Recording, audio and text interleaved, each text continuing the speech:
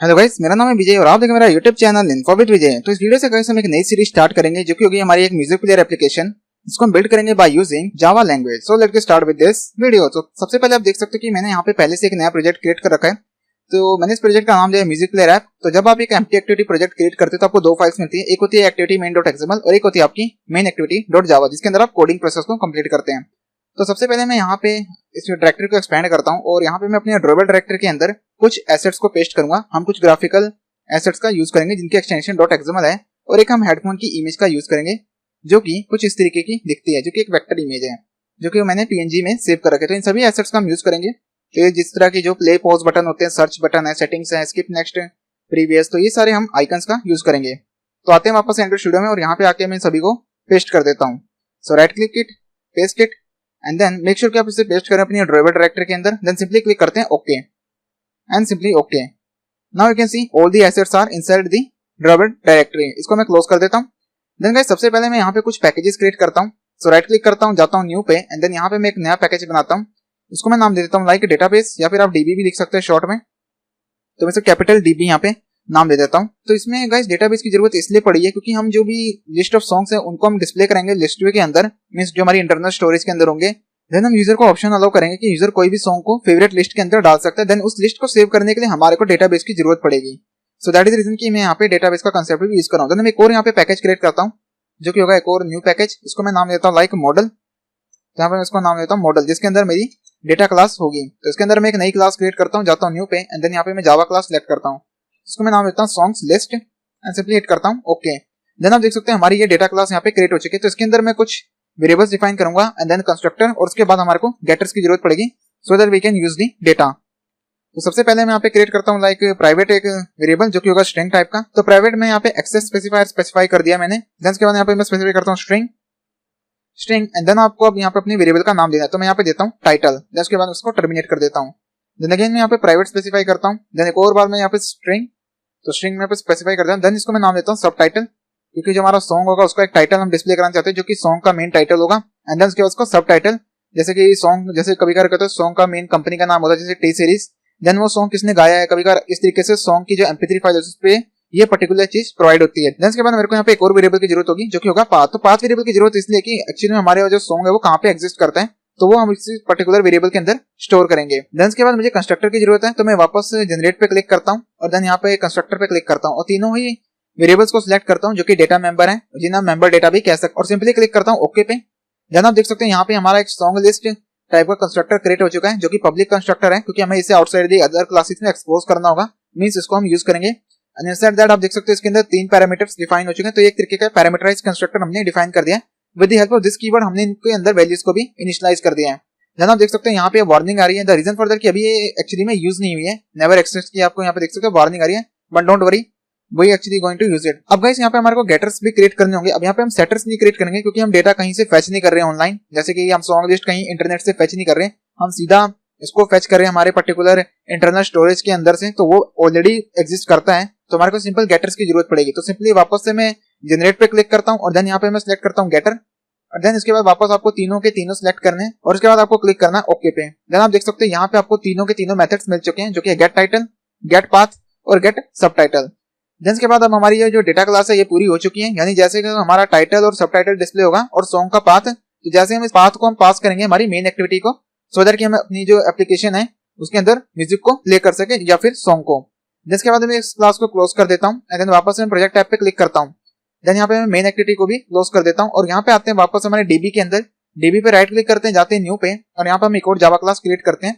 तो इस क्लास का मैं नाम देता हूँ लाइक फेवरेट्स डेटाबेस। तो यहाँ पे मैं इसको नाम देता हूँ फेवरेट। तो यहाँ पे आप देख सकते हैं मैंने अपनी क्लास का नाम दिया है फेवरेट्स डीबी हैंडलर। तो यही एक्चुअली में क्लास है जो पर्टिकुलरली सारे के सारे जो भी हमारे फेवरेट्स के ऑपरेशंस है उसको हैंडल करेगी, मींस डेटाबेस में स्टोरेज का काम करेगी। इसके बाद हम एक फेवरेट्स ऑपरेशन क्लास भी क्रिएट करेंगे जो कि हमारे सारे फेवरेट्स के ऑपरेशन को हैंडल करेगी, मींस जो हमारे को लिस्ट में डेटा ऐड करना है, रिमूव करना है, वो सारा कुछ हम उसके अंदर स्पेसिफाई करेंगे, सारा लॉजिकल कोड। देन इसके बाद मैं क्लिक करता हूँ ओके। देन आप देख सकते हैं ये हमारी क्लास यहाँ पे क्रिएट हो चुकी है। फिर से मैं क्लिक करता हूँ प्रोजेक्ट टैब पे और इसके बाद हम यहाँ पे स्पेसिंग बनाते हैं।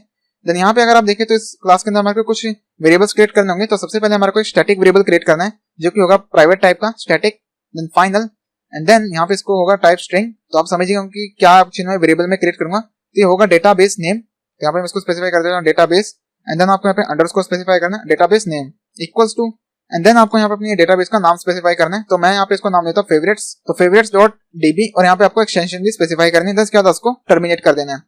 देन सेकंड हमारे को एक और बार यहाँ पे वेरिएबल क्रिएट करना है जो कि होगा प्राइवेट स्टैटिक फाइनल टाइप का, ये भी होगा स्ट्रिंग टाइप का ही। एंड देन इसके बाद इसको मैं स्पेसिफाई कर देता हूँ नाम जो कि होगा database version is equal to, and then इसके बाद इसको मैं स्पेसिफाई कर देता हूँ value 1।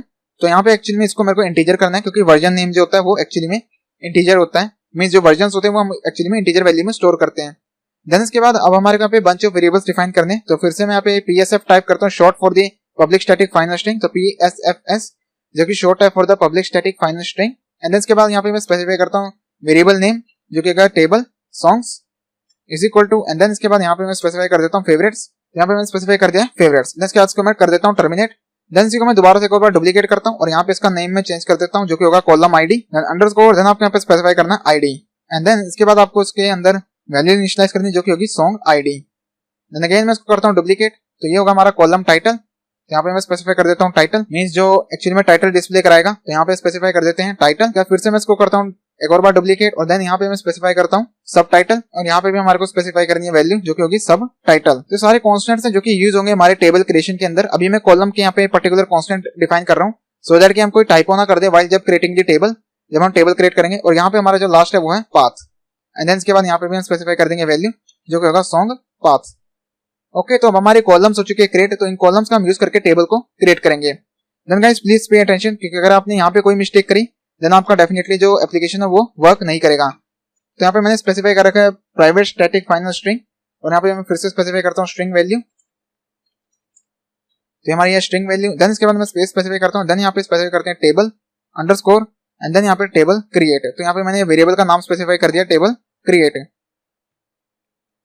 Is equal to, and then यहाँ पे मैं स्पेसिफाई करता हूँ सबसे पहले क्रिएट टेबल, तो यहाँ पे आपको स्पेसिफाई करना है क्रिएट, एंड देन इसके बाद गाइस यहाँ पे आपको स्पेस स्पेसिफाई करनी है, देन आपको इस डबल कोट से बाहर आ जाना है, देन इसके बाद अगेन स्पेस स्पेसिफाई करनी है plus, then again space, and then यहाँ पे आपको टेबल जो कि हमारा पर्टिकुलर नेम है टेबल सॉन्ग्स, तो यहाँ पे टेबल सॉन्ग्स आपको स्पेसिफाई करना है, देन आपको फिर से यहाँ पे प्लस स्पेसिफाई करना है स्पेस पाके plus, then again space, then आपको यहाँ पे डबल कोट स्टार्ट करने means the table creation body, इसके बाद आपको स्पेस स्पेसिफाई करना है, देन यहाँ पे आपको राउंड ब्रैकेट ओपन करनी है, डबल कोट्स के बाद आपको बाहर आना है, देन फिर से space, then plus, and then again यहाँ पे आपको स्पेस स्पेसिफाई करनी है। इसके बाद आपको स्पेसिफाई करना है कॉलम आईडी, देन इसके बाद मैं एंटर स्पेसिफाई करके नेक्स्ट लाइन में ले आता हूँ कोड को, सो दैट कि आपको जो कोड है प्रॉपर्ली दिखे। देन इसके बाद कॉलम आईडी की हमारे को यहाँ पे इंटीजर डेटा टाइप स्पेसिफाई करनी है, तो यहाँ पे मैं स्पेसिफाई करता हूँ इंटीजर,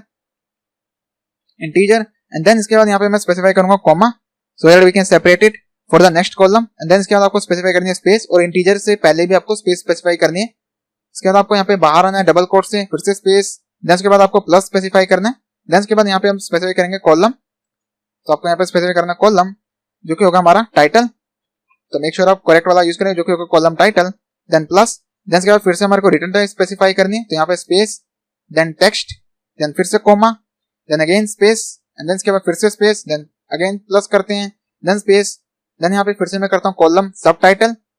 इसके बाद मैं एंटर स्पेसिफाई करता हूँ सो दैट जो प्लस वाला हिसाब है वो बरकरार रहे, देन इसके बाद फिर से मैं डबल कोट स्टार्ट करता हूँ स्पेस, देन यहाँ पे कॉलम सब टाइटल की हमारे को डेटा टाइप स्पेसिफाई करनी है, देन इसके बाद फिर से मैं कॉमा स्पेसिफाई करता हूँ, then again space, then double quote से बाहर आना है, फिर से space, then plus, then again space, then यहाँ पे आपको स्पेसिफाई करना है कॉलम पाथ जो कि लास्ट एक्चुअली में वेरिएबल है, मींस आप स्ट्रिंग कांस्टेंट है जो हमने डिफाइन कर रखा है।